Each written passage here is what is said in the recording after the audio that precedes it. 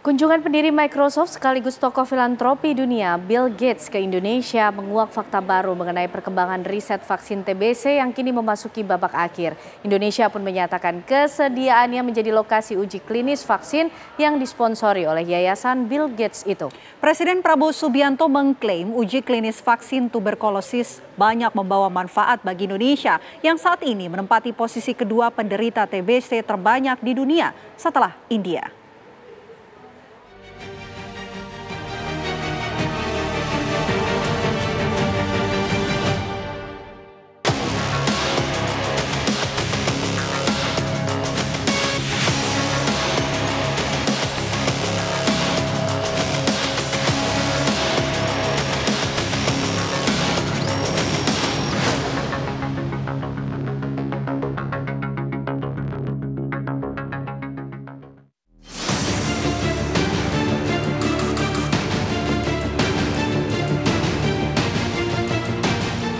Uluran tangan salah satu orang terkaya dunia, Bill Gates ke Indonesia, tak serta-merta terhindar dari pro dan kontra.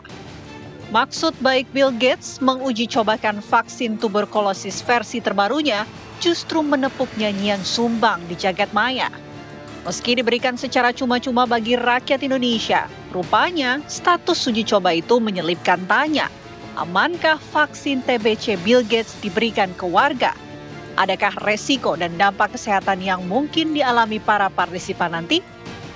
Terkait kekhawatiran publik bahwa uji coba ini akan menimbulkan satu kecemasan di mana akan menimbulkan korban dan sebagainya, ya pendapat-pendapat yang sifatnya konspiratif itu menurut saya ini adalah tugas pemerintah untuk mengedukasi kepada masyarakat terkait dengan bagaimana langkah-langkah yang ditempuh pemerintah, kesiapan pemerintah terkait dengan uji coba ini. Andaikan nanti ada resiko-resiko yang mungkin terjadi. Nah ini kan masyarakat harus diberi pemahaman, diberi pengetahuan.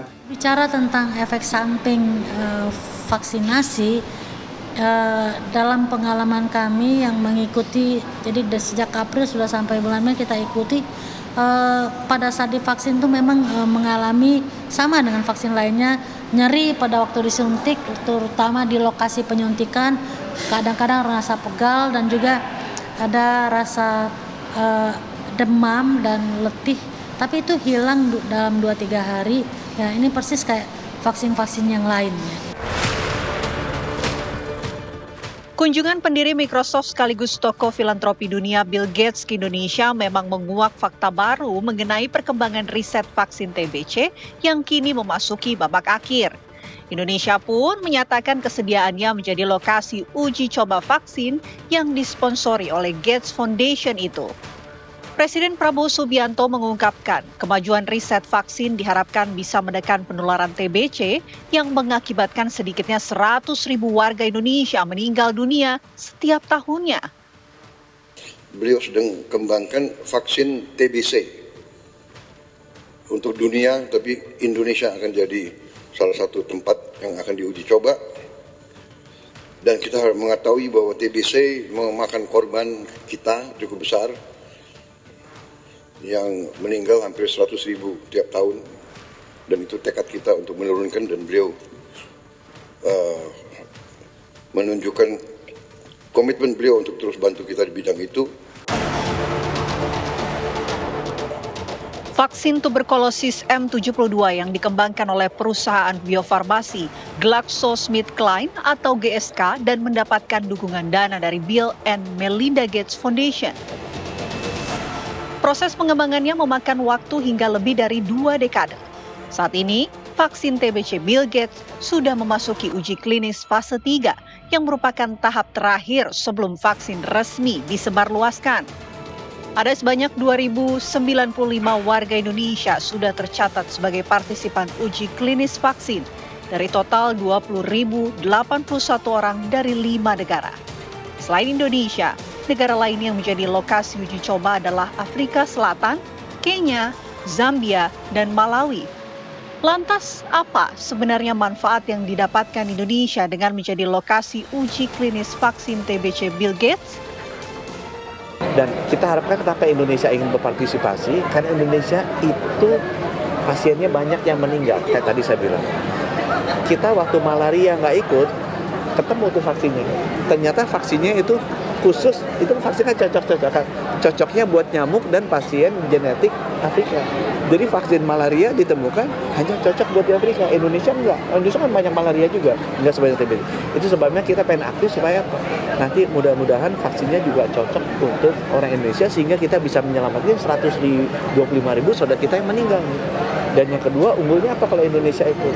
Kita bisa mendapatkan prioritas untuk memproduksi vaksin.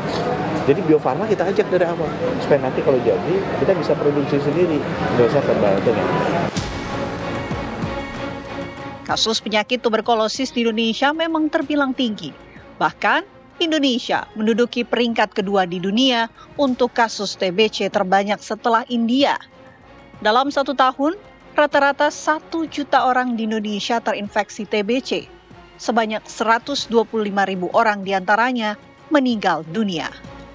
Di dunia, insiden tuberkulosis atau kejadian tuberkulosis yang baru itu sekitar 10,8 juta per tahun.